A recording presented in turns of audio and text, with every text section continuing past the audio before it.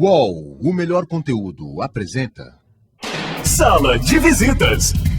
Sabe como eu fiz para convencer meu pai a assinar o UOL? Falei que tem o melhor conteúdo da internet, antivírus, suporte técnico que resolve e mais um monte de coisa. Mas o que eu queria era navegar na internet na boa. E pô, o UOL tem diversão pra caramba. Sala de bate-papo, jogos online e um clube de vantagens que deixa tudo mais barato. Afinal, minha mesada não tá lá essas coisas. Pronto, assinei.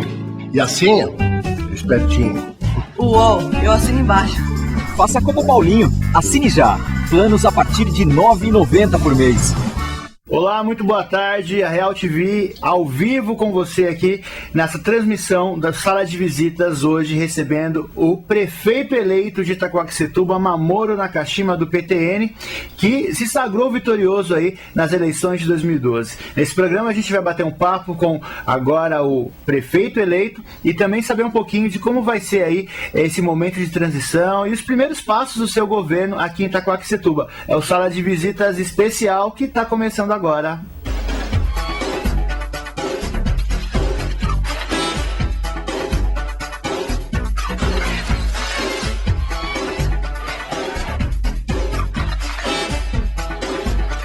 Sala de Visitas. Olá, internauta da Real TV. Então, como prometido, hoje estamos recebendo aqui o nosso prefeito eleito de Itaquaquecetuba, Dr. Mamoru. Dr. Mamoru, tudo bem? Como vai? Parabéns aí pela sua eleição vitoriosa nesse primeiro turno, logo de cara em Itaquaquecetuba. E queria que a gente começasse conversando um pouquinho, doutor. Como é que foi essa experiência? A primeira vez que o senhor saiu candidato e já se sagrou vitorioso. Como é que foi essa sensação de vitória? Como é a primeira vez que eu saí, minha visão de política é bem diferente dos outros, porque eu nunca tive ideia nem como que é. Agora, essa campanha nossa, eu não sei se é normal tudo que a gente viu, tudo que a gente passou, mas eu tenho conversado com o pessoal que trabalhou com a gente e disse que Itaquá tudo é diferente, tudo é esquisito. Atípico. Tudo. É mais ou menos dessa maneira, mas aqui é exagerado em tudo. Bom, aí a gente vai falar de algumas coisas que aconteceram durante a campanha, obviamente, muitos ataques que o Dr. Mamoru sofreu. Já havia essa percepção, assim, de uma vitória iminente logo no primeiro turno? Desde quando, assim? Porque eu lembro que o nome do Dr. Mamoru surgiu em quarto, quinto lugar, logo no início da corrida eleitoral, e de repente houve ascensão e não houve nenhum momento de queda, uma ascensão, assim, até o final. Em que momento da campanha Mamoru começou a assustar a oposição, digamos assim? Na verdade, o trabalho da gente começou em abril, quando foi feita a primeira pesquisa, né? E o pessoal que se ajuntou depois, eles queriam saber se eu era traço, se eu era viável ou não. Porque como eu nunca tinha saído a nada na política, então o que eles fizeram? Fizeram uma pesquisa, aquele por telefone, e nessa época ele viu que eu tinha tinha uma boa chance de ter, de progredir. Tinha uma aceitação do público, né? Quando foi feito eu estava com 8%, bem na frente de muitos outros, inclusive do próprio atual indicado pelo prefeito. Estava na frente dele, estavam com 4 para 5% em abril. Depois disso eles viram que eu tinha possibilidade, eles fizeram uma sondagem, lançou um jornal, e nesse jornal anunciando que me apresentando à população, mostrando que eu poderia ser um candidato. Depois disso, fizeram a nova pesquisa, aí a gente começou a subir de 8, foi para 12 e assim por diante. Então, depois disso, o pessoal do marketing, o pessoal que veio junto com eles, viram que eu teria uma possibilidade, mas não uma chance realmente que fosse para competir, que não seria um ou outro qualquer que estaria lá. Então, doutor, aí o senhor comentou com a gente que a partir desse momento que houve essa primeira sondagem do seu nome, houve uma aceitação do público, né? Sim, então eu era lembrado pelas coisas que eu já tinha feito, porque eu nunca nem tive intenção de sair na política, em nenhum momento. A gente já tinha um trabalho há mais de 20 anos, desde quando eu estou em Itaquá, a gente já tinha esse trabalho. Que é lá do Caican, que é famosíssimo. Antes eu fazia pela promoção, há muito tempo atrás, aí em seguida, 10 anos para cá, foi pelo Caican. A gente não imaginava que o povo fosse lembrar do que foi feito. E a gente também nunca contava com isso. Sim, tem um trabalho voluntário também, trabalho né? voluntário. A gente não tinha interesse para nada, de fins políticos. Nós já tinha saído isso há muito tempo atrás. Não tinha interesse, pelo menos eu não tinha esse interesse. E nem levava jeito para isso. Então, muitos do pessoal que está aí hoje falavam que eu era mudinho, que eu não sabia falar, falavam um monte, e que eu não ia chegar a nada, que...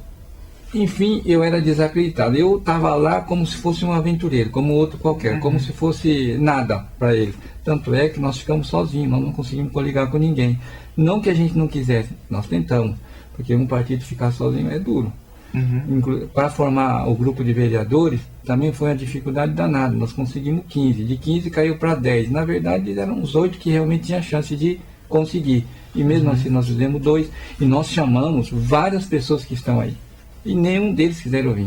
Não tinha essa credibilidade. Não, né? Ficou de dar retorno, e estamos esperando até hoje os retornos. E se tivesse com a gente, provavelmente a gente teria feito 4, 5 vereadores pela legenda e pelo voto que eles traziam. Porque um foi feito com 800 e pouco, 850, outro com 900 e pouco.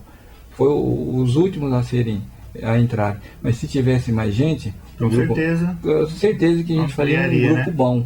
Mas, enfim, ninguém acreditou. Pois é, mudando um pouquinho de assunto, doutor, e a família? Queria entrar nesse assunto. Como é que foi, assim, a primeira aceitação da família, no momento que o doutor Mamoro, calmo, como a gente sempre conhece, uma pessoa que não digo mudinha, como o senhor acabou de falar que as pessoas falavam, mas uma pessoa mais centrada, mais concisa. Oriental tem essa coisa de ser mais tímido e tudo mais. De repente virou um turbilhão. A família, como é que encarou isso aí? Na verdade, eu entrei na política foi mais por causa da minha família, da minha esposa, a Jo. Ela que sempre incentivava. Eu falei, eu não levo jeito para isso, eu não gosto desse tipo de coisa, não vou. Então foi ela.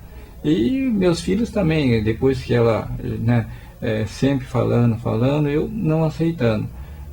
Como teve mais gente fora ela que pediu, então eu saí para pedir foi mais ou menos por acaso, não foi nada programado. O pessoal que estava conosco pediram, por que você não sai? Você pode melhorar mais, você está lá, aqui é um negócio muito restrito, um negócio assim que atinge poucas pessoas. Foi um clamor mesmo. Se você tiver com a caneta, como todo mundo fala, você tem mais condições de fazer mais coisa para a cidade. Aí foi tomando corpo, aí veio o pessoal, aí eu falei, então se vocês me ajudarem, né, formar um grupo que a gente possa trabalhar, a gente vai. E assim foi. Então houve um apoio assim maciço da família no sentido de acompanhar na campanha, tudo mais. A família da minha esposa é tudo político, né?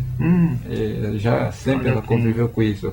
Os primos foram prefeito 2, 3 vezes na cidade dela, foi deputado estadual.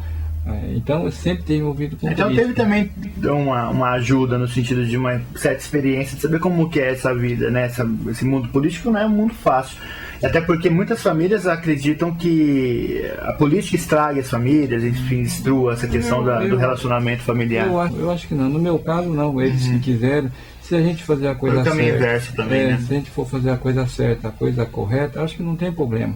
Porque normalmente que a gente tem visto, o pessoal que entra na política é sempre para tirar vantagem, sempre para benefício próprio.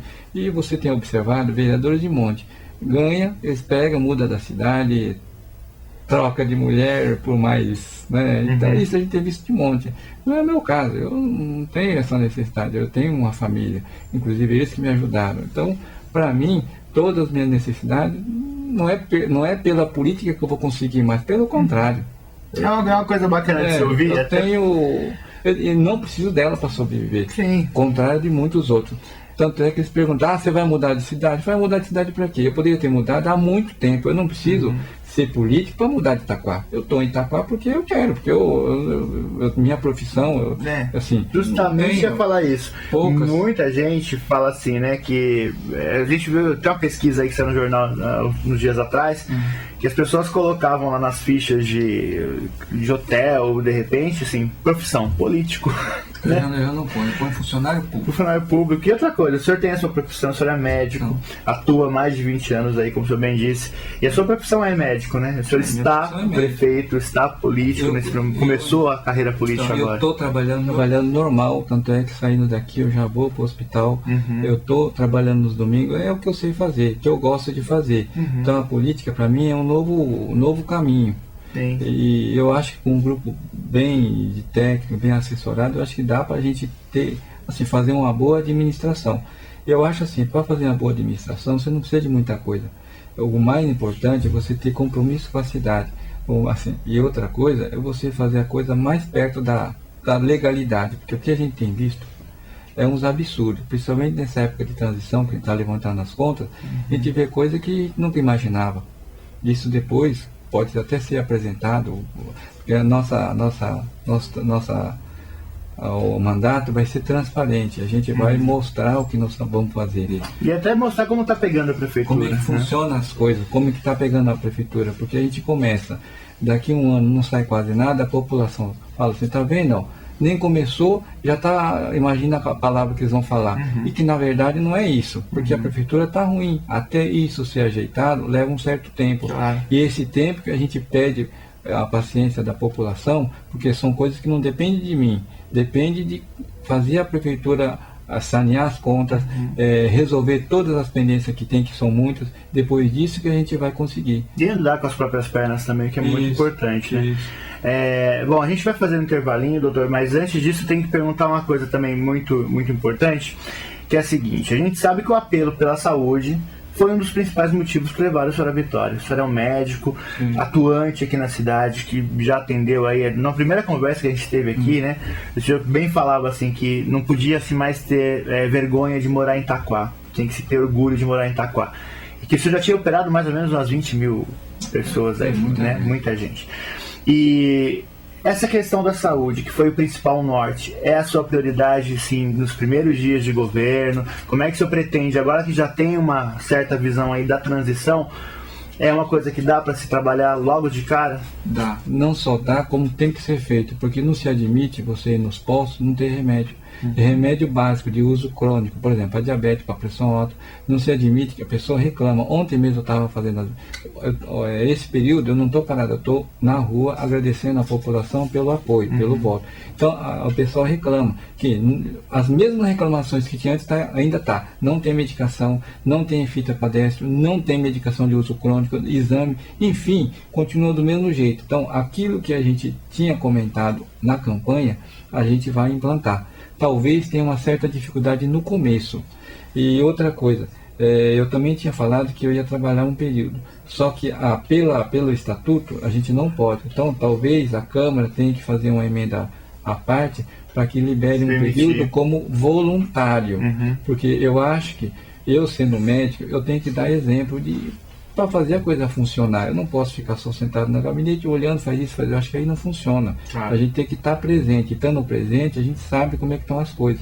Tem que estar olhando. Tem que ter uma visão de fora, né, também. Exemplo. E exemplo é em tudo. É no trabalho, é na honestidade, em tudo. É seriedade. Eu acho que isso a gente tem que mostrar. Tem que mostrar, assim, que a saúde, quando a gente pegou do dia 31 para trás, é de uma maneira, dezembro. E de janeiro vai ser outra. A gente pretende, talvez, não no primeiro momento, mas com certeza o mais rápido possível a gente vai dar uma outra cara, de não deixar faltar medicação conforme o combinado, os exames, melhorar o atendimento, fazer um atendimento mais humanizado, porque as pessoas quando vão lá já vão com problema, ainda a ser destratado.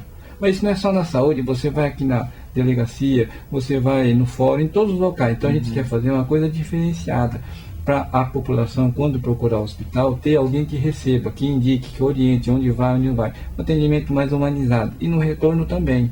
Então, essa ideia a gente tem, não foi minha, a própria população que reclama. E que continua reclamando, que vai lá, é mal atendido, os atendentes nem olham. Enfim, é o que...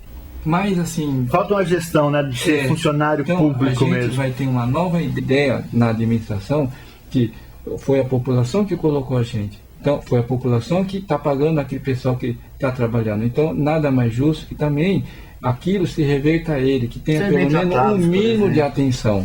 Então, essa atenção a gente vai tentar implantar já de imediato. De início, né? Tá certo, doutor. Bom, a gente vai fazer um pequeno intervalo, voltamos daqui a pouquinho, tem perguntas que nos chegaram aqui por e-mail e a gente já vai colocar aqui na mesa para o doutor responder, tá certo? Essa sala de visitas especial hoje recebendo o doutor Mamoru Nakashima, prefeito eleito de Itaquaquecetuba. A gente volta já já. Sala de visitas.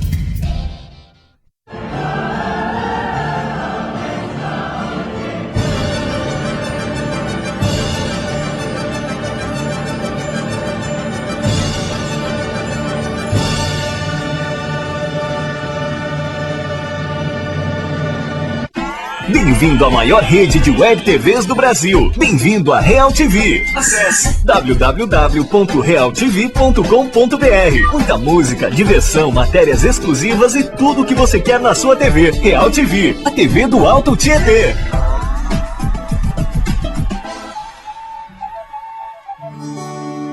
Conteúdo. Tem o bom e tem o ruim. Nos dias de hoje, onde qualquer um pode escrever e espalhar na web o que quiser, esse oceano de informação fica cada vez maior. Por isso, nunca foi tão importante saber onde encontrar o conteúdo relevante de verdade. Porque o conteúdo bom tem muito poder. Ele constrói, educa, orienta e faz o bem. E o UOL tem orgulho em mostrar o caminho para um conteúdo bem elaborado e de credibilidade, que está sempre disponível onde e quando você precisar. É nisso que, desde o início, o UOL acredita. A internet tem um farol e ele sempre te mostra o melhor caminho. UOL. Há 15 anos, o melhor conteúdo. Em Itaquaquecetuba, acesse www.tvitaqua.com.br.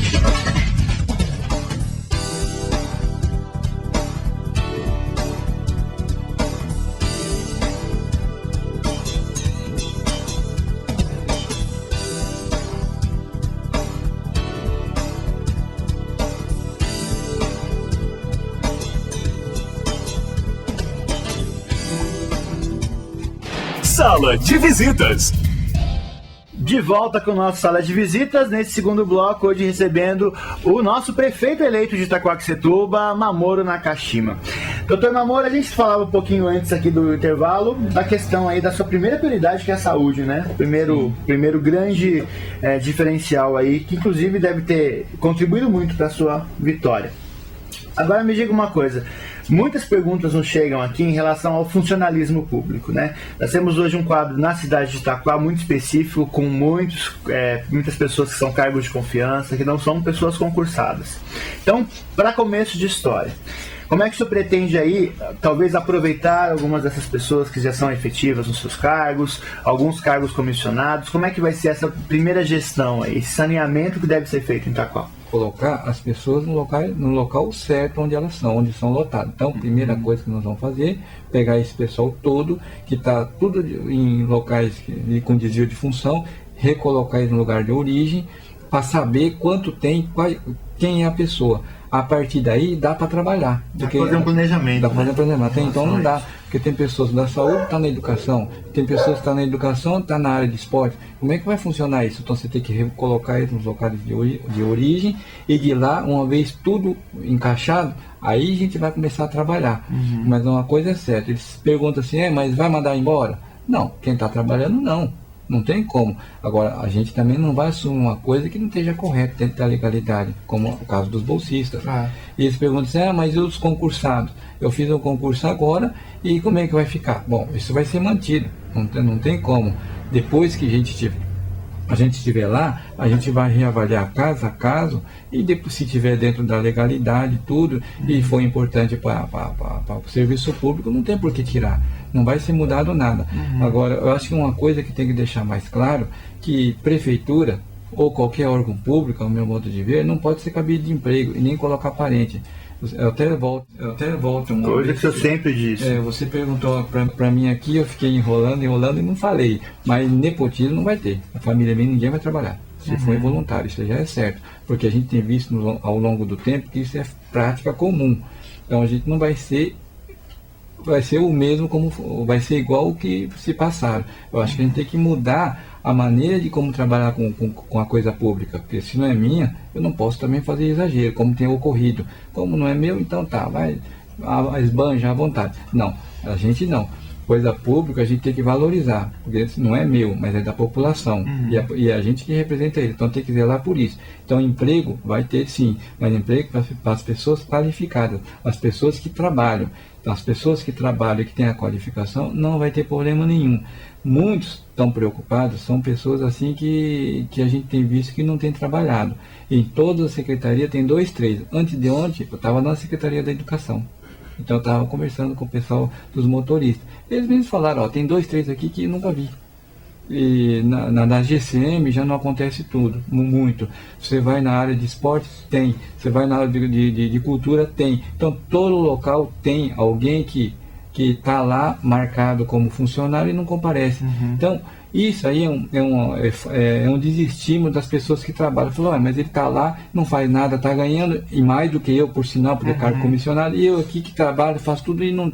Então esse tipo de coisa a gente vai coibir. Tem que sanear isso. Vai ter que sanear isso, para valorizar realmente aquelas pessoas que trabalham. Então vai ao longo do tempo, que não vai ser de imediato, um plano de carreira, capacitação. Então a gente tem todo um projeto, não só para a educação, mas para a saúde, para esporte, para todas as áreas. A gente vai fazer com que o serviço público, pelo menos de Itaquá, seja uma coisa profissional. Você falou de concurso público e durante esse ano de 2012 ocorreu um concurso público aqui em Itaquá. A gente não sabe em que pé que anda, até porque houveram provas aí até antes da eleição e depois não se falou mais nada. Então existem provas que ainda vão acontecer e pessoas que já prestaram esse concurso. O que você pretende fazer em relação a isso? Que é uma pergunta que também nos chegou. Nós tivemos aí, se eu não me engano, uma média de 15 mil pessoas que fizeram provas já. Ainda tem um outro montante de pessoas para fazer essas provas. Primeiro, porque a gente tem visto ao longo do tempo muitas práticas irregulares. Em tudo quanto é área. Também no concurso público. Inclusive no concurso público. Então a gente vai ver a legalidade disso tudo. Como a gente não tem isso já levantado, vamos levantar e após isso a gente vai se pronunciar. Se vai ser mantido, se não vai ser mantido, como é que foi feito, da maneira como foi elaborada, se a prova realmente foi uma coisa lícita, isso a gente vai levantar tudo. E as provas que vão as provas que está programada a ser feita, a gente vai avaliar a necessidade. Por enquanto vai congelar tudo até a gente saber em que situação está. Porque não tem como fazer um planejamento sem saber o que está se passando. Porque pelo que a gente está vendo, a gente não está tendo acesso assim a coisas mais assim em detalhes. Então a gente vai aguardar e em seguida, em janeiro em diante, a gente vai começar a levantar tudo isso a respeito do concurso público. E esse momento de transição, como é que tem sido? Estão abrindo as secretarias para que o senhor conheça, para que vocês tenham acesso às informações? Como é que está sendo feito? Bom, ele, há umas 3 semanas atrás, o Armando, ele nos recebeu e abriu as portas, mostrou todo isso, a gente até agradece, mostrou toda a boa vontade de colaborar.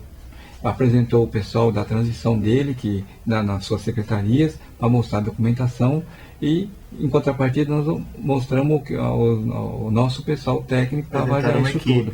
Então está em andamento, aparentemente está transcorrendo sem problema, com a colaboração deles. Que bom, né? Isso aí se demonstra também. Isso é uma democracia. Então a gente agradece essa disponibilidade dele, a boa vontade dele. Bom, a gente vai, além desse nosso bate-papo, nós estamos respondendo as perguntas que nos chegaram aqui durante essa semana que nós anunciamos a sua vinda para cá. Uma outra questão que foi levantada também, doutor, é em relação à questão da merenda escolar aqui no município especificamente. Hoje nós sabemos que há um contrato aí com uma empresa que fornece essa alimentação, mas há também um apelo muito grande das próprias merendeiras, as funcionárias da prefeitura que são concursadas e que estão lá no cargo de merendeira, e que hoje são meramente, elas servem a merenda, elas não são as cozinheiras, aquelas que preparam o alimento da criançada. Como é que o senhor vê a questão da merenda escolar hoje numa rede imensa, que é a rede municipal de ensino, atende aí milhares de crianças, né? E aproveitando que a gente vai falar de educação também, a questão das creches, que é uma outra questão que assim foi muito discutida, muitos candidatos prometeram coisas, inclusive a gente acha mirabolantes aí. Hoje nós podemos falar porque a eleição passou, né? E qual que é o seu plano aí? Primeiro para merenda, depois para as creches. Então, a gente não fala em merenda, a gente fala alimentação escolar, porque merenda, aos moldes que a gente viu, eu não sei se é merenda, não sei qual o custo de tudo isso. Bom, não cabe a gente discutir. Depois a gente vai ter acesso aos contratos, a gente vai saber.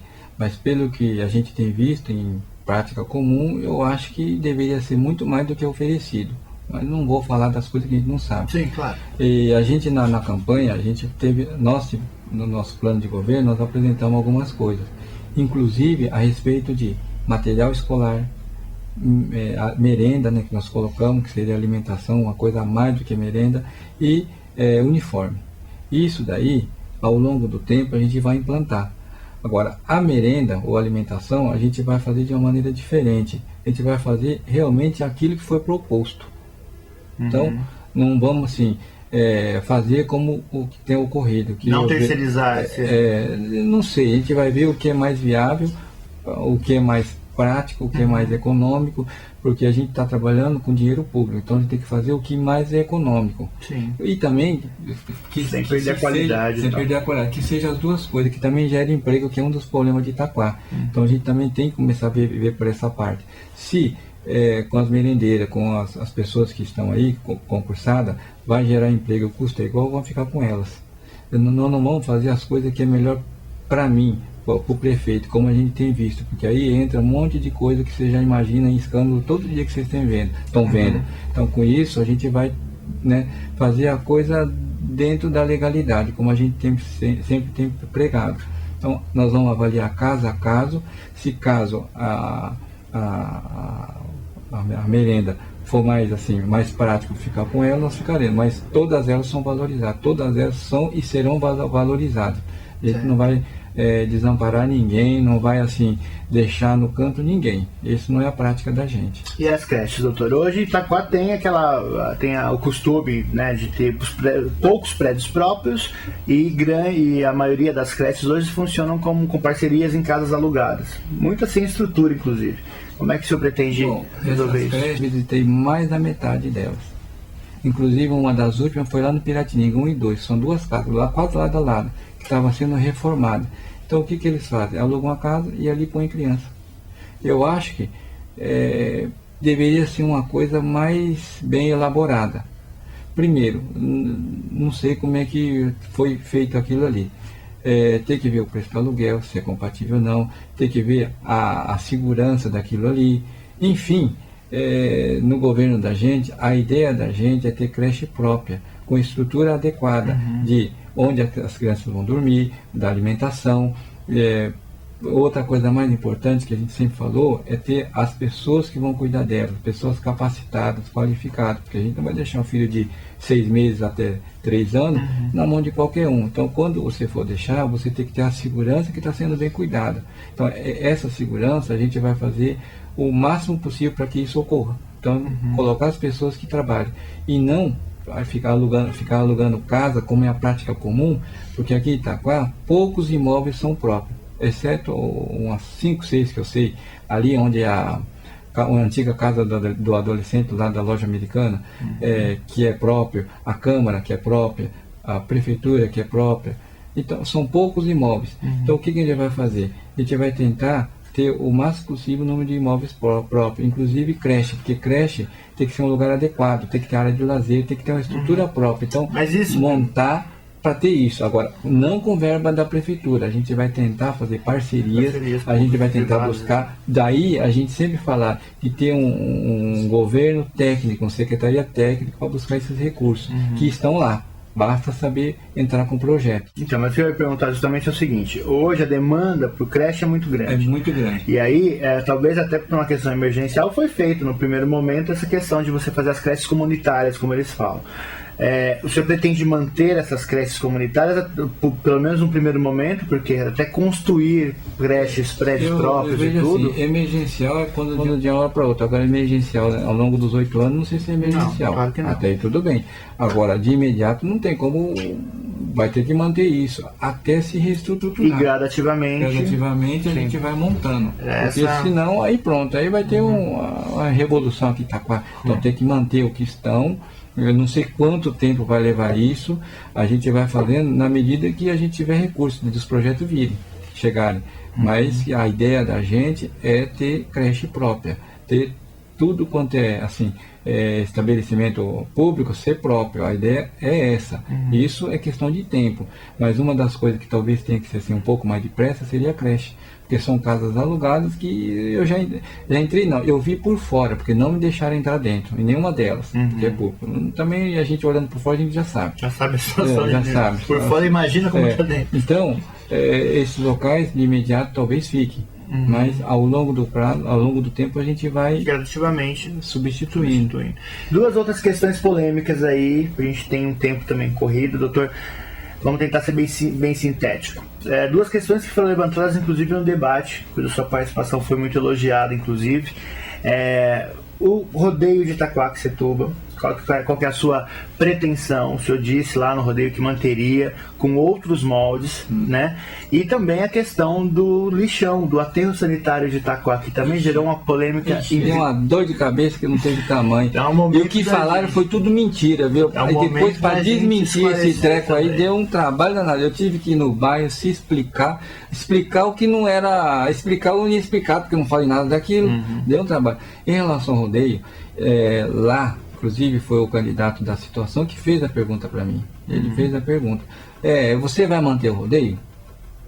Eu simplesmente falei assim: o rodeio faz parte do calendário da cidade. E isso me pergunta até hoje, viu, aos adolescentes. Eu saio na rua, os adolescentes falam: você vai manter o rodeio? Eu falei: por quê? Porque o senhor falaram naquele papelzinho que o senhor ia mudar. Eu falei: não. Aí eu, explicando como eu vou falar agora, o rodeio faz parte do calendário. Então não tem como eu tirar.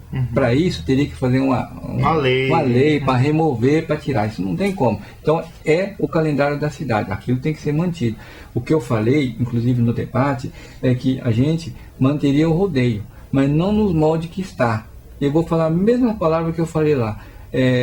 Você gostaria que tirasse medicação para pôr no rodeio, o dinheiro aqui, ó, da saúde, da medicação, tirar o remédio da saúde para colocar no rodeio lá, dos uniformes, como tem ocorrido, das merendas, enfim, da área de lazer, para pôr ali.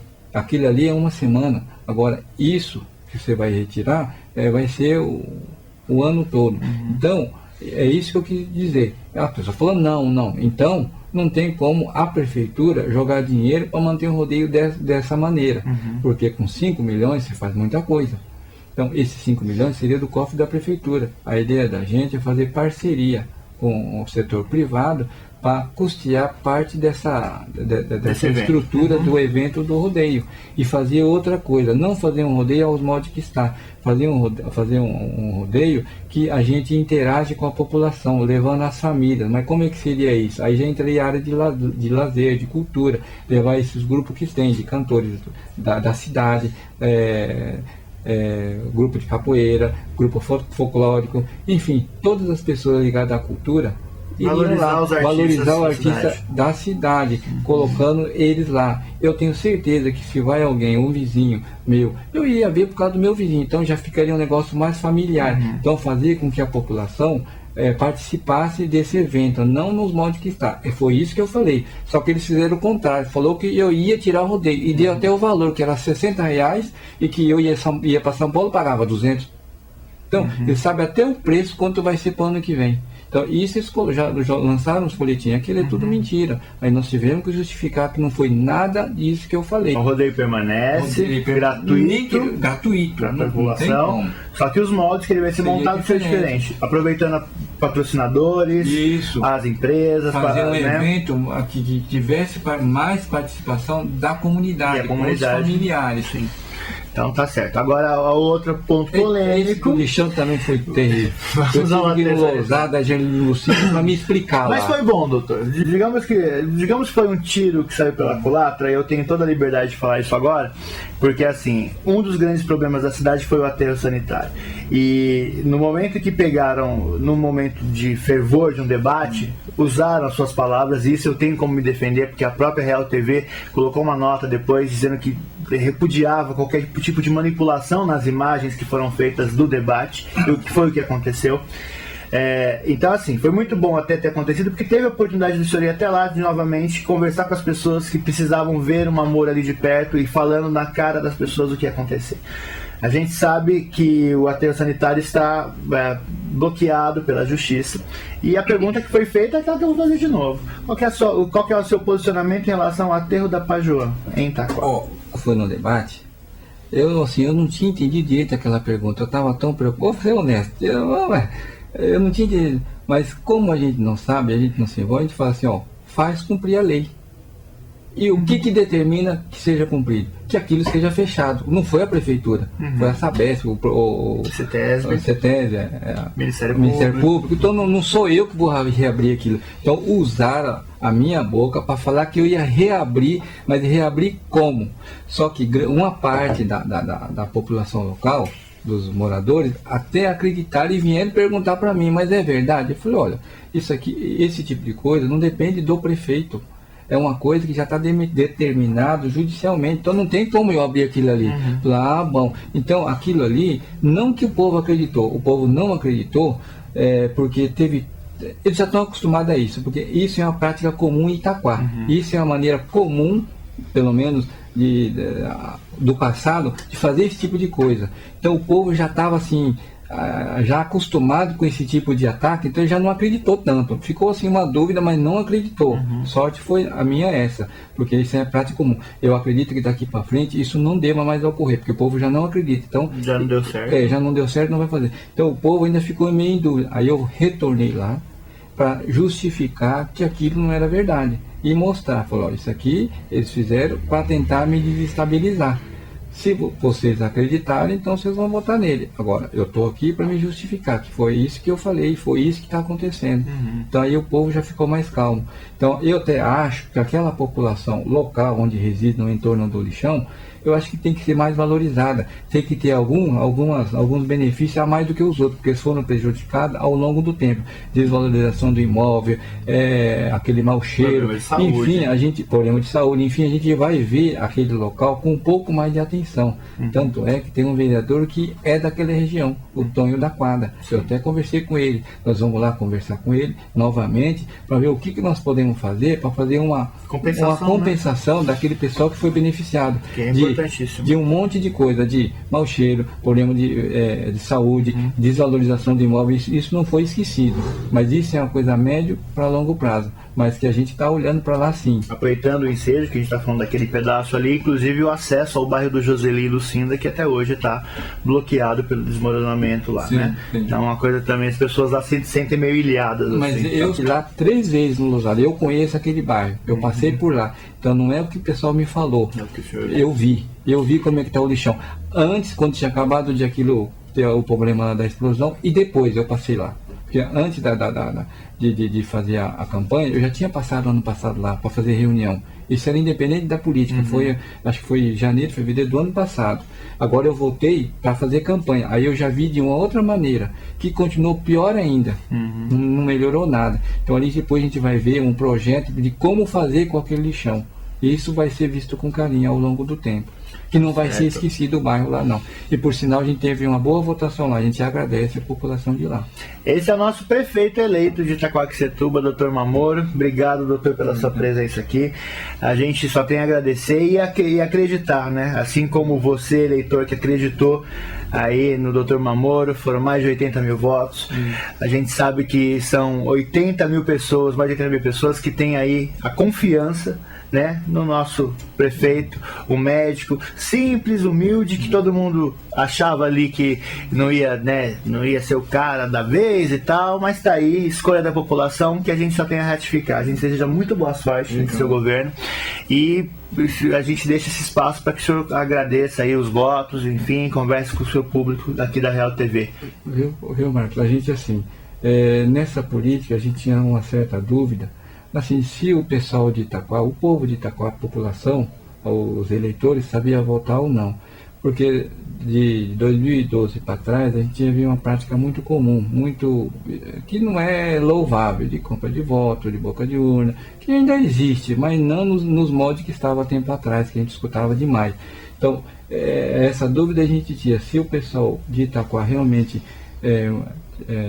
está vendo a política com uma nova visão, eu acho que ia ter coisas diferentes. E isso a gente viu nessa eleição de 2012, porque a gente com poucos recursos, praticamente nada, não teve nenhuma coligação, vereador nós tínhamos praticamente só 10, chapa pura, em tudo, porque ninguém acreditou na gente, exceto a população que deu para mim 82 mil votos. Então a gente tem visto assim que o povo de Itaquá, não é que todo mundo fala não, que não sabe votar, que Itaquá é uma cidade abandonada, que Itaquá eu acho que não. Eu acho que a partir de 2012 a gente observou, e não só eu, que os políticos têm que olhar para Itaquá de uma maneira diferente, não da maneira como foi feito a política até hoje, que a gente tem vários nomes aí, que todo dinossauro que veio aí achando que fosse apoiar o dito cujo, que eu não vou falar o nome porque fica ruim, que fosse alavancar o candidato da situação, coisa que não aconteceu. Então esse pessoal é passado, porque a maneira deles fazerem política já está ultrapassada, que o povo não quer isso. O povo quer que a gente chega, converse com ele, escute ele. O povo quer assim, que a gente mostre sinceridade. Você pode até não resolver, mas se você chegar lá, mostrar que você está sendo honesto com ele, eu acho que é assim que a gente vai conseguir trabalhar e é assim que o povo me escolheu.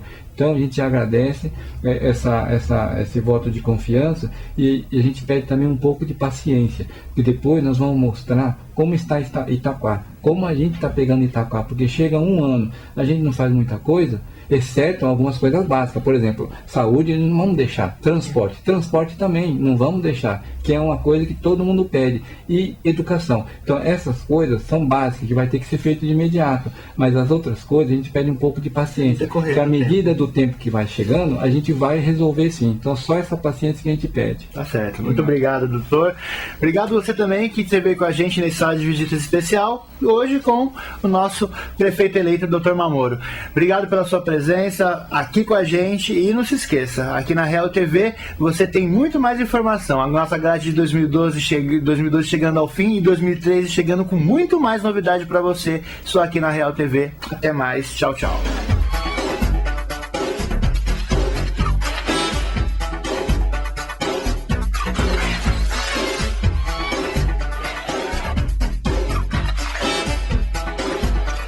Sala de visitas.